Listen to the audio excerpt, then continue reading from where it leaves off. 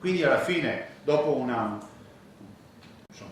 lasso di tempo che può essere di una decina d'anni, abbiamo due ospedali, uno di 1000 posti letto che sarà il Policlinico Universitario con il campus, l'altro che sarà di 1000 posti letto che sarà un hub provinciale al pari di Vicenza, del Treviso, sono gli ospedali che conoscete. Luca Zaia lancia la terza soluzione per il futuro dell'ospedale di Padova. Ora bisogna uscire presto dall'impasse, dice il governatore del Veneto alla presentazione del bilancio dei primi 6 mesi di lavoro della rete oncologica veneta allo IOV. La conferma il suo impegno sul Policlinico Universitario da un punto di vista amministrativo e finanziario. La regione predilige Padova come sito, questo è poco ma sicuro, non ho assolutamente altre intenzioni.